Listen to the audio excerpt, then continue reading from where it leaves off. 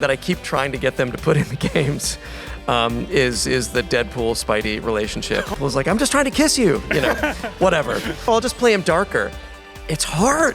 It's hard to make Peter mean. It's hard to make him unlikable. I would like to believe that I'm a slightly better father than Sasuke is on Boruto. Oh my God, it's like the opposite of Naruto. Like Naruto's like, Sasuke, and then Sasuke's response is, every show somebody comes up to me, they're like, I just read the manga and they're killing Sasuke, and I'm like, well, it's about time. No. I'm like, oh no, really? Finally, they're gonna kill Sasuke? You're watching convention coverage. Thank you. So, Yuri Lowenthal. Yes, Tara Platt. You are best known for your work as an actor, specifically in voiceover. Yes. But I know you have also done other things. You have worked on you camera. You would know best. It's true. You have worked on camera, you have worked on film, you have done all sorts of types of things. Will you highlight your favorite play performance that you got to be in and your favorite on-camera performance that you got to do? Because they may not know about it because they only are familiar with possibly your vocal work. That's true. I started in theater, and so I've done a lot of plays, and I will say one of my favorites, though, was something I got to do fairly recently. I haven't done any theater since we had a child together because he's 7.5. It's hard to tell your son that you're going to be gone for 6 weeks doing rehearsals.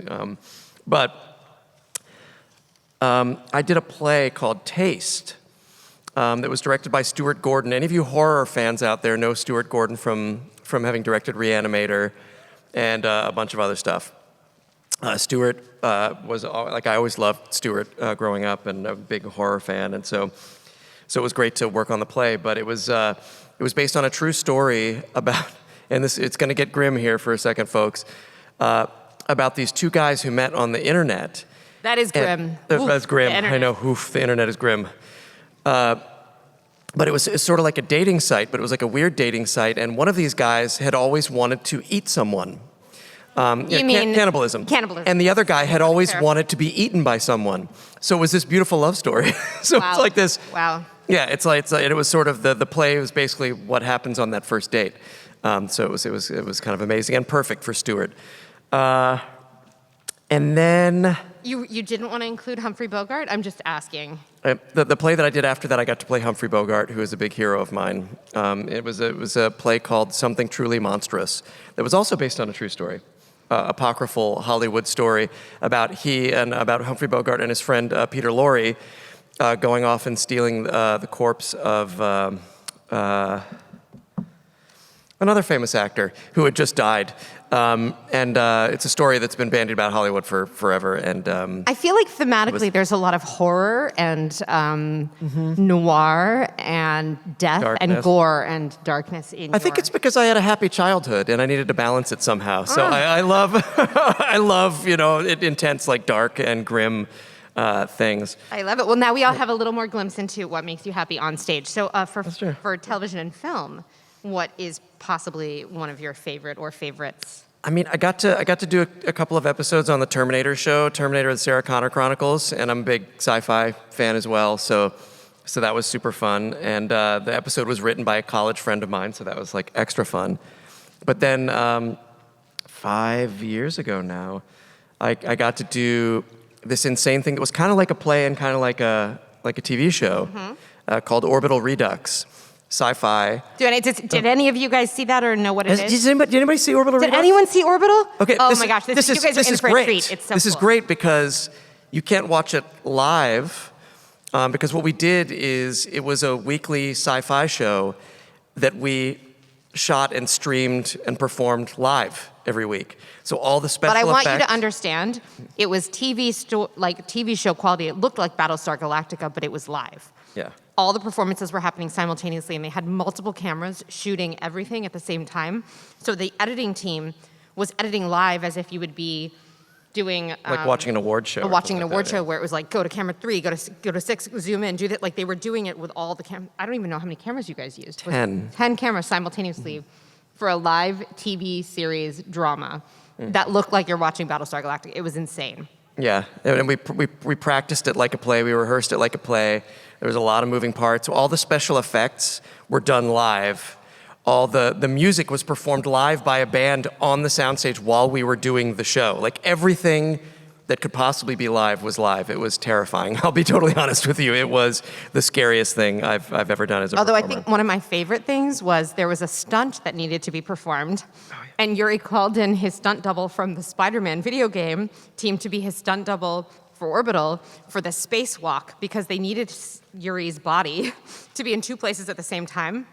He needed to be outside the spaceship doing the spacewalk, but he also needed to be on sort of the head cam version where his head is in the helmet as if he's in a close. You know how when you see Tony Stark in the Iron Man suit and it's just like his face and that was like my But you fave. couldn't do that while he was actually physically doing the spacewalk because the cameras couldn't get in both places. You would see a camera in his face on the long shot, so they literally had to have Yuri standing with his head in the head cam set up for him to be talking to the person back on the ship while he's doing the spacewalk, and then his body had to be on the outside of a huge spaceship that they had built that was the stunt double doing a spacewalk outside so they could cut between the two simultaneously, which was really cool. It was crazy. But you In any guys case, all should watch it. Yeah, you can't watch it live, obviously, because it already happened. But It still a stands couple up. years not later, live. we cut together the best version of each episode. There are 8 episodes. The show is called Orbital Redux. You can find it on YouTube, on the Dust Sci-Fi channel on YouTube, or if you just probably search Orbital Redux. Anyway, it's super fun. Yeah, I started in theater and came out to Los Angeles to do television and film, and mercifully found my way into voice acting through anime, actually. When we were both out there looking for work, Tara said, well, what if we tried also voice acting? Because man, going out to Los Angeles to just be a movie star is super hard, just in case you didn't know. And I said, well, I don't know anything about that. And she said, well, let's take a class. And so we took a class, and the teacher, Rick Zeef, had just gotten a job to direct the dub for SD Gundam Force, for all of you super deformed Gundam people out there. Little tiny. Little tiny baby Gundam, yeah, sorry. So he was auditioning his students, and I auditioned, and that was my first role in anime, and it was like the greatest thing that ever happened in my life. A, because I grew up watching anime, so to be a part of it was amazing, but B, it introduced me to this whole new family of people and of work and world, and coming to conventions on this side of the table because I grew up also going to conventions. It's been the best. And voice acting, the great thing about voice acting, I think from my perspective as an actor, is that if I were just doing TV or film or theater, they'll always cast me as what I look like, this guy. But in voice acting, you can play anything. If you can sound like that character, if you can find the reality of that character, it doesn't matter what you look like. And for an actor, that's hugely empowering, to not have to worry about what you look like. So I'm just so lucky that our path led us here. So just a couple last questions, because I know that you guys probably have a million questions. And I want to answer as many as I can. Last couple questions. So you have had the joy of working as an actor and being a writer and sometimes even directing and really sort of working in a multitude of genres and styles and things like that. At the core of it, why do you think you gravitate to storytelling? Man, my wife's stumping me with the good questions. Can you just ask me who my favorite character is? I meant to say, who's your favorite character? I'm joking. I think storytelling is powerful, and I don't think it matters, how you tell a story or what, part of the storytelling, whether you're acting or writing or directing or stage managing or, producing or, set designing, whatever, graphic designing. I think storytelling is important and powerful, and it's easy to lose sight of that because you're like, it's just for entertainment. But I've had, so many people say, hey, I found this show at a particularly low time in my life, and it helped me get through it. Or, hey, I learned something because I saw this. Or, hey, playing this game, brought me and my brother together. Or whatever it is, I think storytelling is how we learn, and it's how we learn to feel, and I know there's a part of me that says that because I want to feel like the work that I do matters, in the world, but I think I've always loved stories since I was a kid. I would make little like radio shows. A radio is an old device where I would, just with a tape player. A tape player is a device where I would just record all the voices. I'd just make these, stupid little radio plays. And, as I got older, I made stupid movies with my friends. And, now I'm in a stupid web series, with my wife. I love ingesting stories. I love watching movies and TV and theater and playing games. Although, man, games is a huge time suck. I just don't have time for it anymore. But I've always loved it, and I love that I've been able to find a way to make that what I do in life as well. That was a great answer. Okay, so last question, and then if you guys want to start lining up while I'm asking this question for your own questions, go ahead and start lining up. Last question. You're very well known these days for. You guys are not going to come up asking. That's okay. You don't have to. Hey, I just look. assume I'll tell you what. Get in this line. You are the line. Oh, you're the line. You're already. Sorry, you guys are already so trained. I'm sorry. Okay, amazing. You're very well known these days as Peter Parker, Spider-Man, in the Marvel Spider-Man series, world, whatever.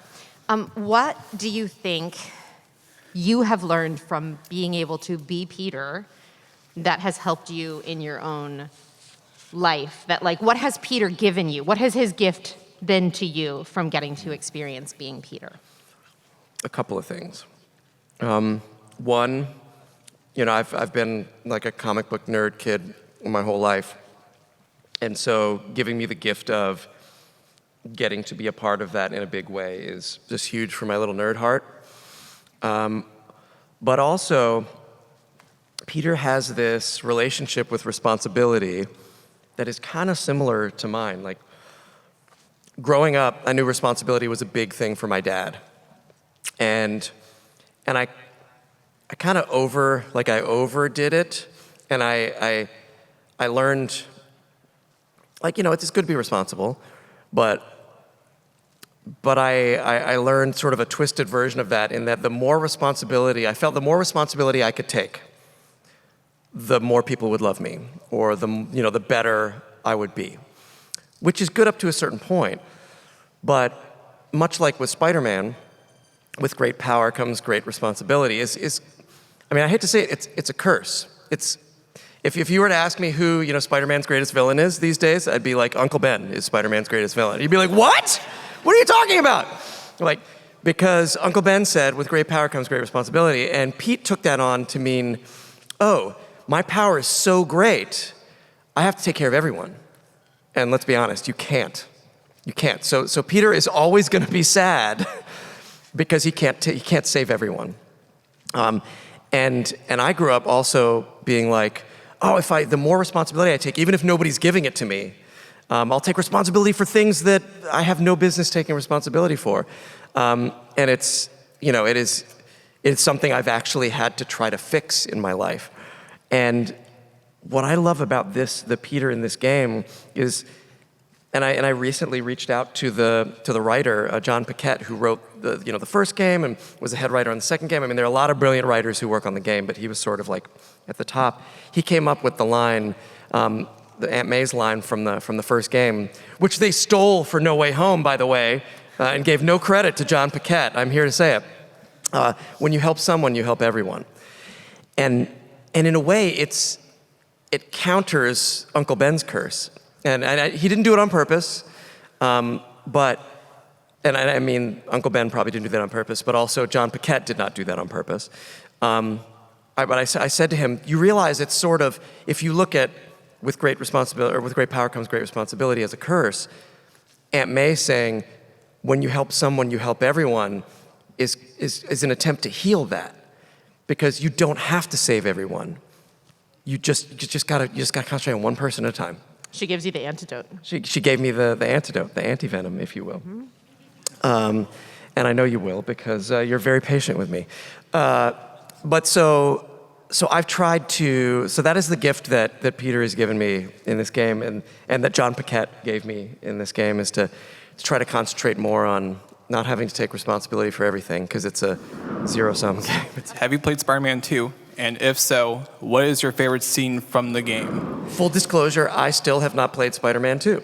But There's a good reason, because you're a great dad. right, my son recently started playing the first game, and he's like, Dad, well, you got to wait until I'm done with the first game for us to play the second game together. I'm like, I guess these are the sacrifices parents make. But he's a good dad, and he's honoring that. It's really hard for him. He really wants to play Spider-Man 2, but he said, buddy, but I also, won't. but also I owe him, because I famously like 3%ed Spider-Man the first game and walked away. Like I just got frustrated and walked away. And so because he wanted to play it, we've been playing it together, which is great, because we've gotten way further than I ever did on my own.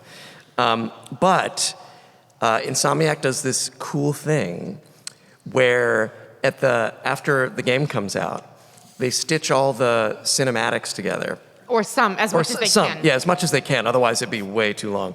And they do kind of a screening for the cast and crew. And so after the game came out, this was actually just before the holidays, we all went over there and watched it like a movie. It's so kind cool. of. And it was super fun. And they had to leave some stuff out. And the game is good because they work so much storytelling into the gameplay as well. So you're missing some of it, but all sort of the major moments, from the cinematics were there. And I have to say, man, there's so many scenes that I love. I love that fight between Pete and Miles. Is just so brutal. I love spending time with Harry. See, the thing is, for that game to work, you have to get to know the relationship between Pete and Harry, and we didn't really get to do that in the first game. They talk about it, but we didn't get to sort of experience it. So all the scenes they brought in with Pete and Harry and the flashbacks to them in high school really make it possible for you to feel what you feel at the end of the game. So is that. I love Coney Island. I kind of want to play the game, just hang out at Coney Island. But yeah, and then getting to work with Tony Todd was just a dream. That guy's so cool. Thank you very much. Thank you. I wanted to know, what was the biggest challenge that you guys had when you were creating the new game? For me, it was trying to make Peter mean. Because, he gets the symbiote suit and it changes him. Right. And he's your friendly neighborhood Spider-Man. Yeah. And I'm like, I'll just play him darker. It's hard. It's hard to make Peter mean. It's hard to make him unlikable. It's hard to make him say those things that he says. It feels wrong. A couple pills. And left me, yeah. Once you pop a few more pills and tell me how you're really feeling. I mean, Jesus, I stepped away. I'm like, who just said that? It wasn't me. So that was literally the hardest part, and that was a big surprise. I thought, I'll just make him darker, and that was harder than I thought it was going to be. Well, it really set the tone for the symbiote chapter, so thank Yeah. you both. Thank you. Out of all of the Insomniac Spider-Man games, which one would you say was the best experience, just like as an actor? I loved how much time I got to spend with Yuri Watanabe in the first game.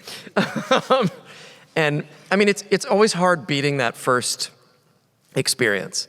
So, getting to be Spider-Man, learn who that Spider-Man is, and, play, for the first time in that way. It's hard to beat that first one, but we got close on the second one. It's like marriage. We've been married 22 years, but your first date is your first date. But then you're like, I still get to be married to this guy. It's 22 years later. So Right.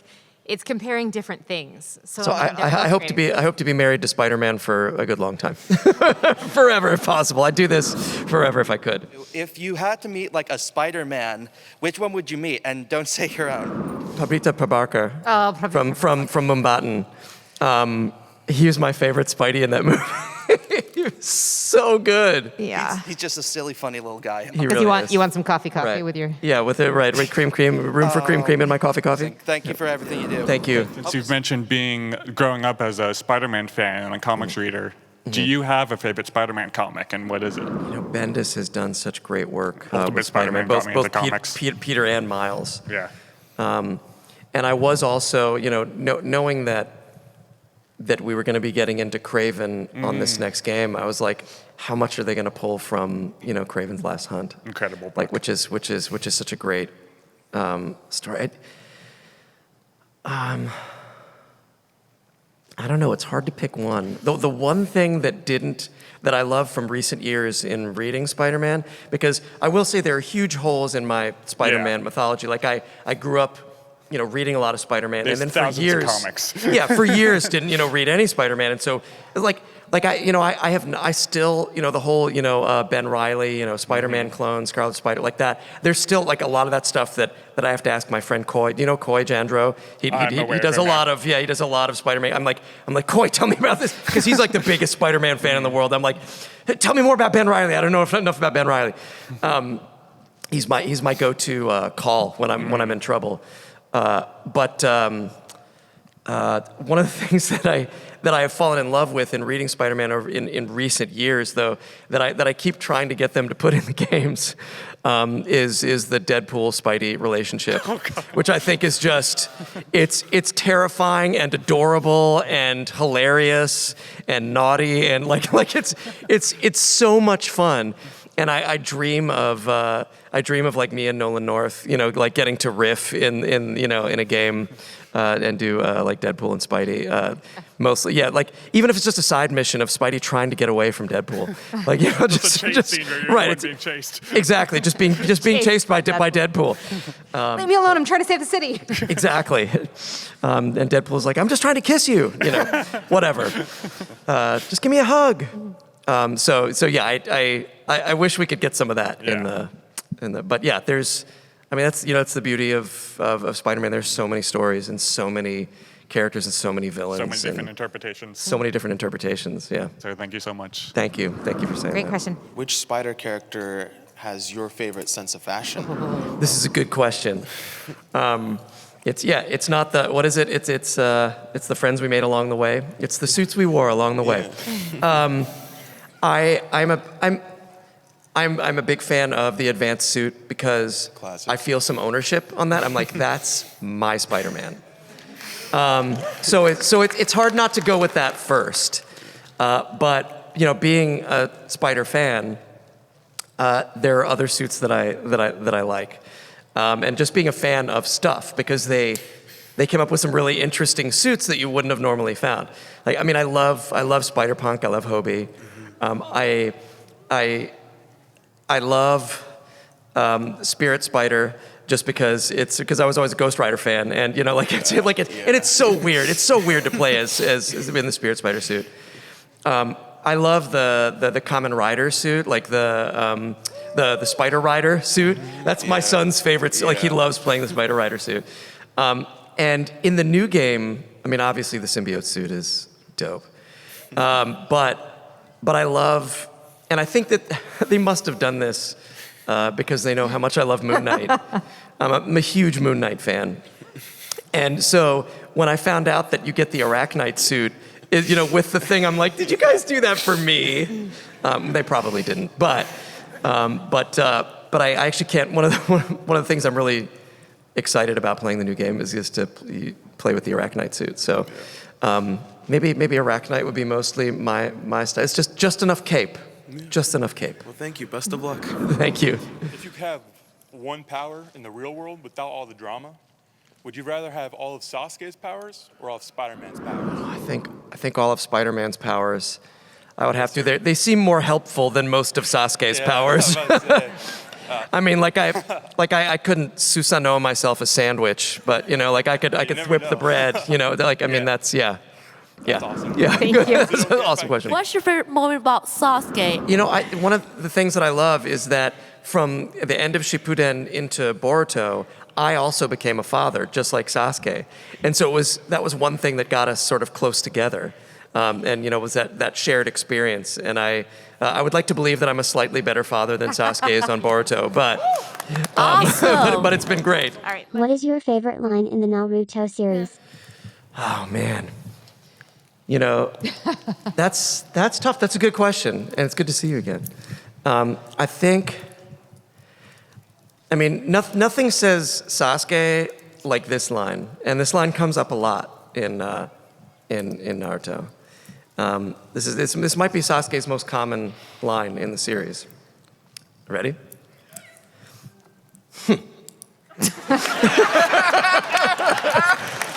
Sasuke does oh my God, it's like the opposite of Naruto. Like Naruto's like, Sasuke, and then Sasuke's response is, So I think that line encapsulates sort of Sasuke, but obviously there's stuff like Naruto, you loser, that comes up a lot, and is a relationship thing, and then of course the line that set it all off, that sort of introduces you to Sasuke, which is, my name is Sasuke Uchiha, and I hate a lot of things, and I don't particularly like anything. I'm like that's. There he is. There's Sasuke. But there are some. Thank you. Yeah, thank you so much for that. I mean, there are so many great moments between him and Itachi, and between him and Naruto, and those big climactic, fights that are just so raw. But yeah, Sasuke's a man of few words generally. Have you played any of the Naruto video games? I have not played any of the Naruto video games, but I always love doing them because we get to tell the story from a slightly different angle than we did on the show. So my question is about the Mortal Kombat 1 game. Yes. And your character Smoke. Yes. So I was wondering, since we see like these new versions of these characters, did you take any inspiration from like the past character, or was it kind of like you did like your own twist on it? I will tell you a funny story about playing Smoke in MK1. Because I'm not like because I don't play Mortal Kombat. And obviously everybody knows Mortal Kombat. It was in the, I've been playing video games since I was a kid. I know what Mortal Kombat is. So I get in, they're like, you're playing Smoke. And I'm like, oh, that sounds awesome. And I get to the first session, I'm like, so tell me about this new character, Smoke. And they're like, oh, honey, Smoke's not a new character. He hasn't been in the last couple of games, but he's not new. Here, let's give you the story dump on Smoke. So we had to talk about it. I was super embarrassed because I thought Smoke was a new character. So it was a combination of what I brought to it on day one and the lore that they gave me. All right, Thank you. Huge Persona fan. I only play 5 in Royal. I'm trying to get into 3 and 4. Yes. But my question is, were you sad you didn't get to play Makoto in the remake game? I love Alex, so I'm very happy to pass the torch to him. But of course, I'm sad not to get to continue doing something that I loved doing before. But I also understand that, that when they do things, they make decisions like that, and want to change something, they want to change a lot of it. I'm just glad that it's Alex who gets to do it, and not somebody that I hate. No, like me. Yeah, I'm glad Tara didn't get that part. No. Yeah. I mean, it's cool because this is such a supportive. The voice acting community is supportive like no other community I've been a part of, and so we do celebrate each other's victories, and so it was great to know that Alex was gonna be doing it, and I still get to be part of it a little bit. You'll see. Thank you. I'm really glad you were able to reprise your role as Simone for the dubs and the movies, and it's been like close to 15 years since you last played the character.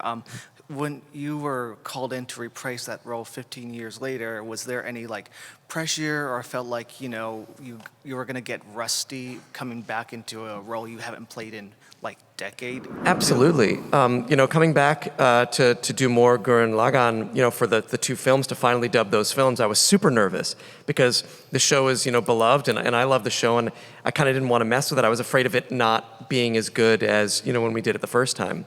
But I think, like what I said before, we've all had 15 years to get better, and then to come back and to take another swing. So I'm excited. I was nervous, but now I'm excited.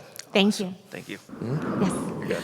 What is the biggest thing you miss about being Ben 10? I miss Ben so much. It came like at a great time in my life, where I just, the family that we made on Alien Force, just from the actors to all the creative people involved, the director, everyone, it was something that you rarely get, and it helped the show be good, and it helped us have an amazing amount of fun, so I think the thing I miss most is that family that we created, because we've all gone off to do other things since then, and everybody's doing great, but I miss them.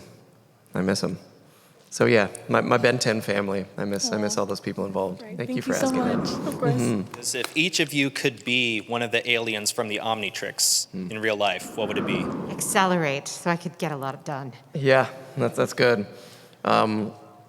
Forearms, probably so I could keep up with our 7-year-old. Yeah, that's a tough one though. Some days I want to be Ghost Freak though, because Ghost Freak is so weird. I've always loved Big Chill. I've always loved Echo Echo, but like, what do you? That's true. Echo Echo would also help you get things done. Yeah, you just split into a whole bunch of. I've always loved Wrath, but that's just because John DiMaggio is so funny. Exactly. Well, thank you for taking time. What was your favorite part of working on American Arcadia? Thank you. American Arcadia is a game that came out recently that I love so much, and my character has the best mustache in the world on him. It's the same company, Out of the Blue, who did Call of the Sea, which another great game. My favorite part about working on American Arcadia was that the team, like it goes back to family again. You know, these jobs, you got to work with a large group of people over a long period of time, and if you don't like them, it's not as much fun. And I love them. I love what Out of the Blue does, and I love the actors I got to work with. Like Cissy Jones and my wife Tara and Kritzia Bajos, like they were so much fun. There's a comedy in it, but a drama as well. It's a delightful game. If anybody gets a chance to play it, American Arcadia, it's awesome. Thank you for so much. for bringing up our Trevor Hills. Have you felt any particular traits or mottos that you've pulled from them and added to your own way of life? You know, I do learn all the time from the characters that I play. You know, on one hand, I put a lot of who I am into those characters, but I also end up, learning from them. I've never been particularly revenge-oriented, but I will say that, Sasuke has been definitely a vision of, don't do this. Don't be like Sasuke. Revenge destroys everything. So I mean, that's definitely been something that I've learned. Tale. He's a cautionary tale character for sure. As far as other characters that I've learned from, I don't know. I think sometimes those lessons seep in without me knowing it. I'm sure I have changed greatly from the characters that I've played over the years. Yeah, I was able to cheat because we had a whole conversation about how Peter got Yeah, hold. Like, for so I sure. cheated a little with my question because I already knew. Yeah. So I apologize for that. No, one, that's but- No, that's okay. But I love how that can happen. I love how you can get things from those. You obviously give those characters things, but you can also get back. For sure, without you even realizing it. Yeah.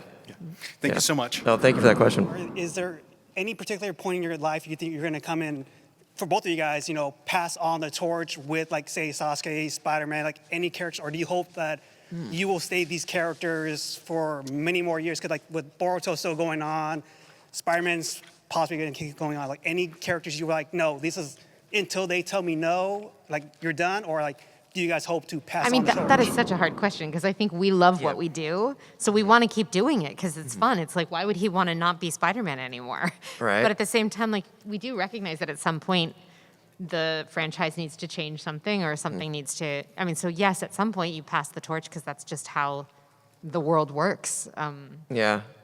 I mean, I never want to pass the torch, but I do because I'm having so much fun. But I always understand that, that I'm very fortunate and that any day it might be time to pass the torch. So Even with, like I said, Naruto, both Tomorrow Yeah. and Sasuke, you guys have, I would feel like another 5 years probably going on, man. with the Boruto and I didn't think it was going to go on this long. I know they keep calling us. We're like, really? You want us back again? Right. They like, and every show somebody comes up to me, they're like, I just read the manga and they're killing Sasuke. And I'm like, well, it's about time. No. I'm like, oh no, really? Finally, they're going to kill Sasuke? And then of course it ends up being some other thing. It would be, I'll be honest, it would be hard to give Sasuke to somebody else. But I also understand that that's how it works, and I wasn't the first person to play Spider-Man. And there'll be, like, anyone can wear the mask, right? So, I get to do this Spider-Man, and there'll be many more Spider-Mans. And I'll own a little bit, like, in P3 I got to play, Makoto, and now Alex is playing Makoto. And I think both can exist at the same time. But yeah, some of those would be hard to give up, but I also understand it's got to happen sometimes. So. Thank you. What is your approach to voicing an evil character with no backstory and practically no character development, as if they were born evil, so to speak? I have to find the humanity in it. I have to I have to see what would make me that evil. Because yeah, sometimes they're just like, this character is evil. Like Vilgax is evil. What do you do? Although, do you believe that characters are evil, or do you believe that characters always believe they're right? I think some villains actually do enjoy being evil and do think that they're evil. But you do have to come up with sort of a backstory on your own. And sometimes that's just something that I come up with, and hopefully it works. And sometimes it's something that I come up with and talk to the other people involved in the project, the writers, the producers, the director. Hey, this is my idea. What do you think? And they're like, oh, that's way off, but this part is right, so let's put this together and that, or oh, we hadn't thought about that, or oh, we had a whole backstory we forgot to tell you, I'm sorry. And then they sort of let me in on it. So yeah, I have to come up with something. Otherwise, it's just mustache twirling, which is fun. But if you want to remember that character, you got to come up with something. Thank you. Thank you. If there's like a show or a game or any other franchise that you would want to put yourself into, what would it be? I'm a huge nerd. So there will always be things that I wish that I were a part of. Like I always wanted to be the first American doctor on Doctor Who. Like I want to start a BPRD TV series that's from the Hellboy universe. I love all the characters of the Marvel and the DC universe and independent comics and movie franchises, and so there's always something that I wish that I were a part of. I've always wanted to play Batman. But let's be honest, I'll always be Robin. That's okay. That's okay, because I love all those characters so much. But because I'm nerdy, there will always be things that I want to do. Thank you guys so much.